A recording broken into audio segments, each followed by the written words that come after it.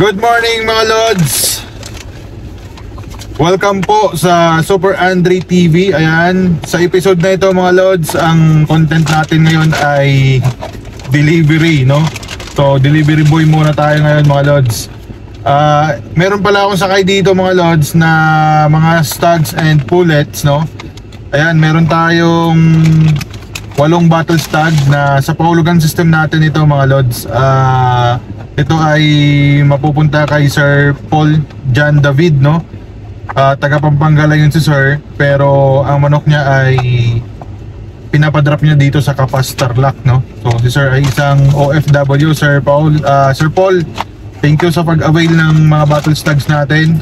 Sakay ko na ngayon Sir, safe naman sila sa likod. Ayun, samahan niyo ako mamaya mga Lods, i-attend natin dito sa Tarlac.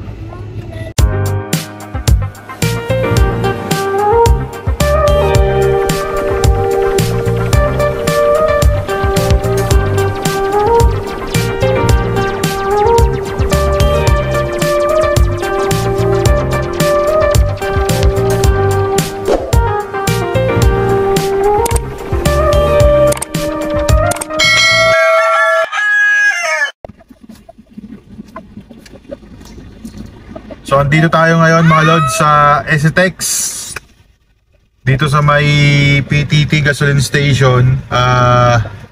Breakfast muna tayo dito mga Lods. Hanap lang tayo ng mapagparkingan, and then almusal muna bago sumabak sa biyahe.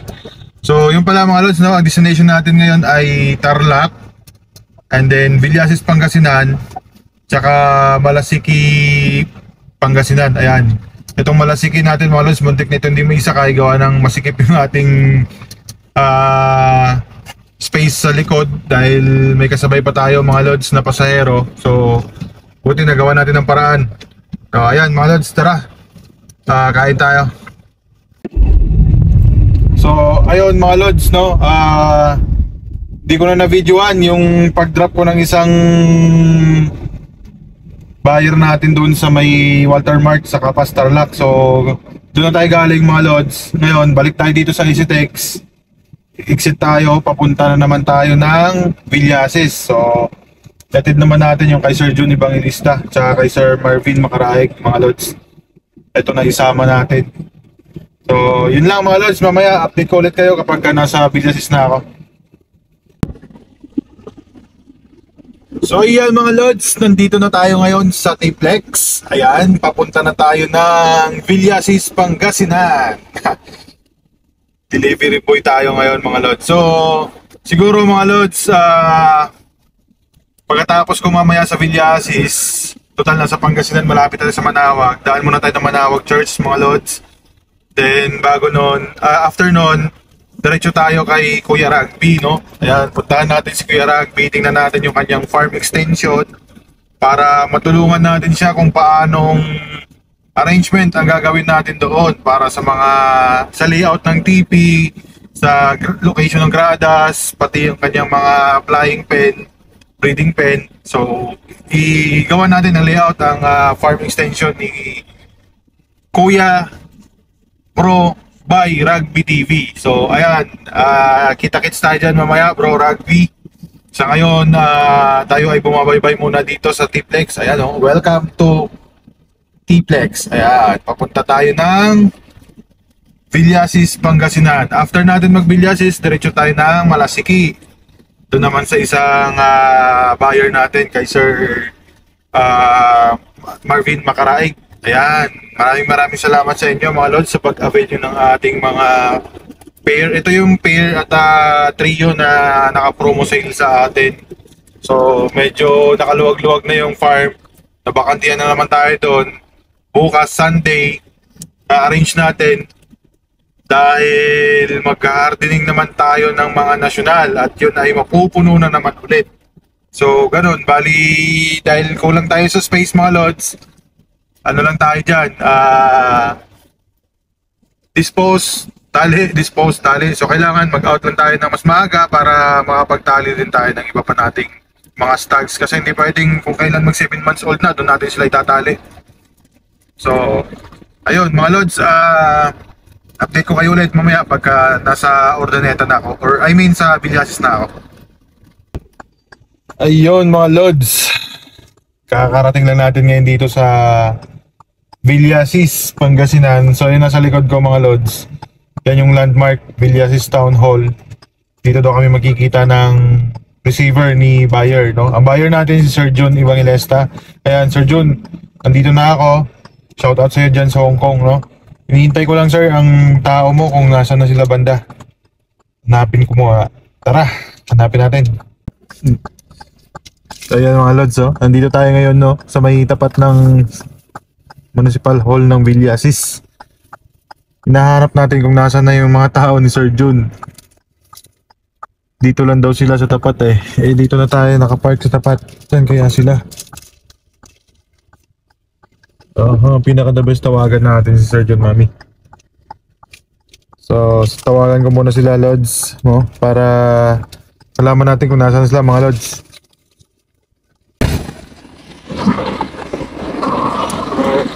Ayun, mga lods, nakita na natin si receiver ni Sir Jun, no? Doon pala siya, may pinili lang. So ayun, yan. Ikot na doon siya dito kasi ito yung way natin papunta tayo sa Malasiki, no? After natin dito, diretso tayo ng Malasiki. So sir, ikot na lang daw siya.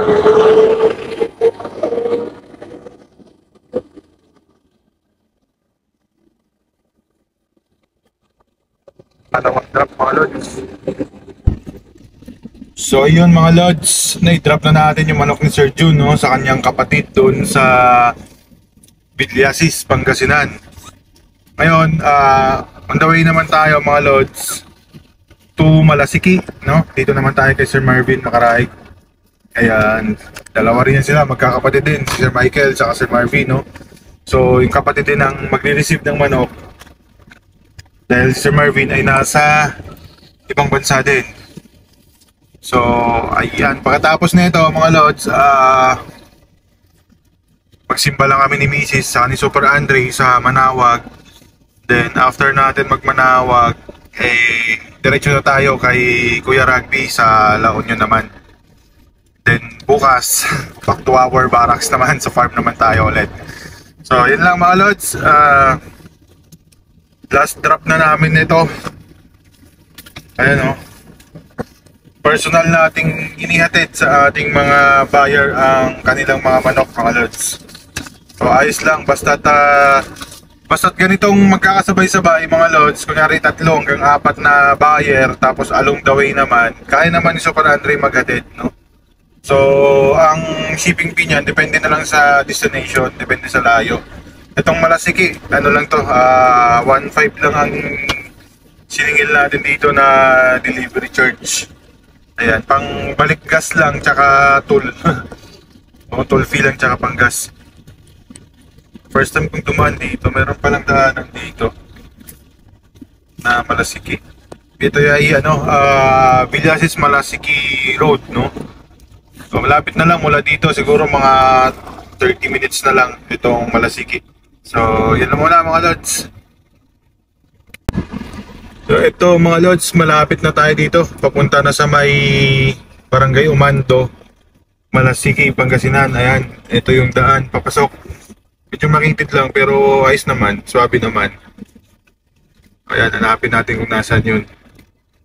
Kaliwa, kanan, kanan yan, malamang. So, Barangay Butaw pa lang pala ito. So siguro next na yung Umando dito. Ayan, papasok siya. Napunta na ito. Hanapin natin. Ngayon, nahanapin natin ngayon dito kung nasaan ang Makaraig Rice Mill. Kasi yun ang landmark na binigay sa atin mga lods. No? Hanapin natin. So ayan mga lods, nandito tayo ngayon sa Barangay Butaw. Butaw ba yun? Malasiki, Pangasinan. Itong road na ito mga lods, malamang papunta ito sa may Umando. Dito tayo tinuturo ni Google Map. Ayan, papuntang Umando. Tapos ang landmark natin ay Makaraig Rice Mill. Makaraig Rice Mill. Pero ang napin ko, ano to eh. Hindi ko kasi makita yung Makaraig Rice Mill sa Google. Ang pinin ko ay Umando, Barangay Hall. So ngayon, nasa Butaw pa lang tayo. Hindi ko alam paano bigkasin yan. Butaw o Butao? Butao, Butaw. Basta, Barangay Butaw. Malasiki, Pangasinan. Ayan. So, tinutumbok natin ay papuntang Umando. Umando, Pangasinan. Medyo looban to mga lods, pero ayos lang mga lods. Carry natin yan. Ayan. Hindi naman masyado masikip ang daan. Sakto naman ang truck dito. Dalawang truck na magkasalubong. Kaya pa siguro eh. Ayan. So, siguro doon na lang natin ipagtanong sa barangay nila, sa barangay hall. No? Or may number yata dyan kanina sa messenger, mami. Pwede yung tawagan na lang si sir. Pagka nandun tayo, tawagan na lang natin siya. So, papuntang ito, Butaw talaga, barangay Butaw, Malasiki, Pangasinan. So, nakasulat doon, barangay Butaw, Malasiki, Pangasinan. Next na ito malamang ay Umando. Right, all right. So, ganda, baka mahulog tayo sa kalsada. Yan. Medyo masikip lang talaga kalsada mga lods. Pero ayos naman. Kaya.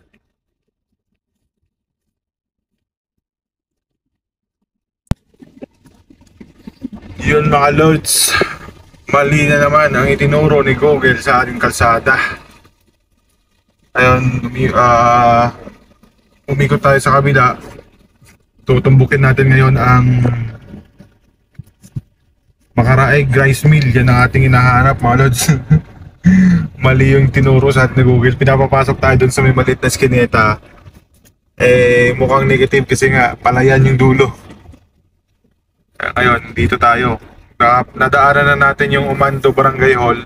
So napagtanong-tanong tayo doon at dito tayo tinuturo bandang dulo daw. Bandang kaliwa. Yan. Talaga naman. Ang buhay magmamanok. Eh talaga mga lods, no? Kahit saang sulok. Pinapasok natin yan. Eh maganda rin to, adventure. Adventure tong pag-deliver natin dito. Kasi medyo ano na to eh. First time natin. Ay, ito yata yun, no? Dalawa daw yan. Doon. Jero's Rice Jero's daw Mill. yan. Jero's pa lang pala. Makaraig. May rice mill tayo nakita doon mga lods. Jero's Rice Mill pa lang. So ang Makaraig ay doon sa dulo. Dulo doon ng kalsadang ito, bandang kaliwa. So, tingnan natin. Paano kaya tayo mamaya? Tawag dito. Malabas. Bago papuntang Manawag. Ano ba? I-ano na lang natin. I-search na lang natin ulit sa Google. Para paikot-ikutin na naman tayo ng Google na ito. So, siguro malapit-lapit na dito yan mga lods. Makaraig Rice Mill. So, ganyan talaga mga lods, no? So, ito yata, rice mill. Ayun, Makaraig Sari-Sari Store. Baka ito na yun. Ito yung rice mill nila. So, ayan mga lods. Ayan si sir mga lods, oh. Ang pala. Tinuro kagad tayo. Yun, pinapapasok tayo sa bahay nila. Ayan. At makapasok, atras na rin siguro ako. So ayan mga lods, nandito ako ngayon kay Sir Michael Makaraig, no? Sa Umando. Nung pinaikot-ikot ako ni Google mga lods, talagang munti ko na hindi maabutan si Sir kasi alis daw siya ng 1, no? Di ba, Sir? So, ayun mga lods, ibigay ko na sa kanya yung block. Maayos naman, maganda naman ang pasado naman si Sir. Okay. Okay naman. Ayun. Natuwa naman si Sir. So, yung aking promo mga lods, ubos na. May natira ako doon, 2 pair na lang. So, next vlog na lang yun mga lods. Ayan mga lods, nandito na tayo ngayon sa Manawag Church, no? Ayan, hanap lang tayo ng mapag-parkingan natin mga lods. Papasok na tayo ng Manawag. Ayun si Kuya. So dito pag pumupunta kayo sa Manawag mga lods, may mga nakaabang na doon sa labas, no, na mag-guide sa atin papunta dito sa parking. So ayan si Kuyang nakadilaw. Sa kanya na rin tayo bibili ng kandila. Yan. Opo Kuya. Thank you. Saan ang simbahan? So ayun mga lods, no? Kalalabas lang namin dyan sa Manawag Church mga lods. Ayan, dahil ang way nga natin mga lods ay papuntang Pangasinan at La Union. Ayan, ito plan talaga to namin mga lods na after natin mag-deliver ng ng mga manok natin ay planado kami na dadaan talaga kami dito. Isa sa mga itinerary namin ang pagpunta dito sa Manawag Church. Hindi lang naman namin to first time mga lods, no. Ito ay kapag may pagkakataon na nakakadaan dito, dumadaan tayo dito para manalangin at gawin ng ating responsibilidad bilang isang anak ng Diyos. So, yan mga lods, diretso na kami siguro doon kay Kuya Rugby para time check 3:30 PM. So, more than 1 hour pa yung aming biyahe para at least masilayan natin yung lupa niya at masukatan ng hindi madilim. So, let's go mga lods! So, yan mga lods, nandito na tayo ngayon sa dulo na ng T-Flex. Ayan. Rosario ito mga lods, no? Papunta tayo ngayon kay Bro Rugby TV, Kuya Rugby, by Rugby, ayan. Lahat na tinawag sa kanya. So, papasyal tayo kay Kuya Rugby, no, mga lods. Kanina mga lods, pag alis namin ng Manawag, siguro mga pa lang naman nakalipas, 30 minutes, no? 30 minutes namin, no? Mainit doon. Talagang tarik pa yung araw. Pagdating namin dito ngayon sa Rosario, ito na siya mga lods, oh. Hello. Madilim na nga dito. So, ayan mga lods, oh. Madilim na dito mga lods. Parang uulan. Parang uulan pero mukhang malabong umulan. Madilim lang talaga siguro. So kanina pag alis natin ng Manawag mga lods, sobrang init yun. Mga 30 minutes lang siguro nakalipas. Nandito tayo ngayon sa Rosario mga lods, no? Rosario La Union na po ito. Ito yung bungad na bayan ng pinakaunang bayan ng La Union. So Rosario. Ayan. Madali tayo mga lods para maabutan natin, no, na medyo maliwanag pa yung bagong area ni Kuya Rugby. Ayan, bilis-bilisan lang natin to mga lods. Mga 1 hour na lang mula dito, nasa kanila na tayo. Hello mga lods, ayan, nandito na tayo ngayon sa Nagilian. Ayan, Nagilian, papunta to kila Kuya Rugby mga lods. Medyo madilim-dilim na, ewan natin kung maliwanag pa ang farm niya pagdating natin kasi medyo madilim na talaga sa labas. Mukha lang maliwanag dyan sa screen natin pero madilim na talaga yan. Yan, malapit na tayo mga lods. Yan mga lods, nandito na tayo. Malapit na sa farm ni By Rugby. Ayan, nakikita nyo sa dulo mga lods yung nakabakot na yero. Yun. Nakabukas na natin yung gate. Yan ang si Kuya Rugby mga lods, oh. Hindi niya alam, binablog natin siya. Yan. Ayun, si Kuya Rugby naghihintay na. Oh, ginagayt pa tayo. Patras na tayo, yan.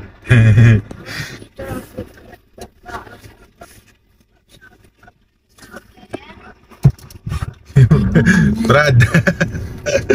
Atras lang tayo mga lods. Ayan mga lods, nandito na tayo sa loob ng farm ni Kuya Rugby. Ayan, butit maliwanag pa pagdating natin. Pakiramdam ko lang madilim kasi tinted yung ating sasakyan. Yun, oh. Nandito sa bungad mga early birds. Ayan. Si Mrs. saka si Mrs. Rugby nandun sa kubo, nagchichikahan na agad. Yun, si Kuya Joey tsaka si Mark. Joey, Mark. Hi, hi. Ayan, oh, yung mga tingnan mo naman, oh, talagang idol na idol ko tong mga to. So, ayan mga lods, nung nakaraan, nakita nyo ako sa nakaraang vlog ko, nakita nyo yung ginagawang paglilinis ng mga tao ni Press Card, no, sa BTX Supreme Game Farm. Ito naman, kay Kuya Rugby, tingnan mo naman ang ginagawa nila mga lods. Ayan, no. Malinis na malinis ang putinan. Araw-araw yan. Ayos, araw-araw. So, everyday, ganyan ang ginagawa nila.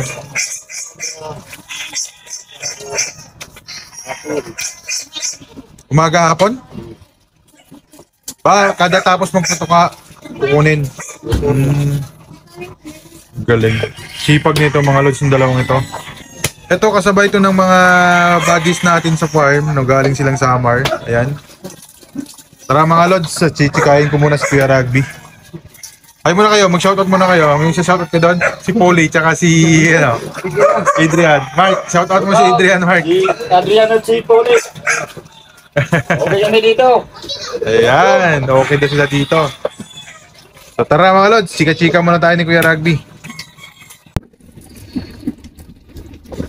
Good morning mga lods. Ayan, time check, 5:30 in the morning. Ito mga lods, pauwi na po kami, galing kami kay Kuya Rugby TV, no? So, supposedly dapat mga lods, doon kami mag-overnight, no? Nagyaya si Bro Rugby na doon na matulog. Pero, kagabi bumiyahe talaga kami, mga bandang 10:30. Umalis kami doon sa farm niya ng 10:30. Bumiyahe kami mula Nagilian, La Union, pauwi dito sa Florida Blanca, Pampanga. Dahil marami nga kami activity ni Mrs. ngayong Sunday morning. So, pinilit namin umuwi. Kaya lang mga lods, nag-stop over kami sa may bandang Aguo, no, Aguo, La Union. Nagkape, umidlip, power nap. Yung power nap ko, nakatulog ako ng almost 2 hours. Ngayon, pagkagising namin mga lods, bumiyahe kami, diretso na dito sa may Florida Blanca. Pagdating naman ng Petron doon sa may T-Plex, bandang Irona yata. Yung bago pumasok ng toll gate ng STEX, merong Petron gasoline station doon. Nagkape ulit ako doon, tapos umidlip, yung idlip ko, nakatulog na naman ako. So, ganoon talaga mga lods, no? Inabot kami ng umaga sa biyahe. Kesa naman mga lods, ipilit natin yung katawan natin na bumiyahe ng pagod at puyat, di ba? Nakasalalay doon mga lods ang security ng aking mag-ina dahil kasama ko sila, kaya minabuti ko ng magpahinga na lang sa gasoline station at doon na lang matulog. Doon din na kami nag-hotel, sanay naman kami sa mga ganitong biyahe mga lods, no? Hindi namin nag-hotel kasi nasa T-Plex naman kami na.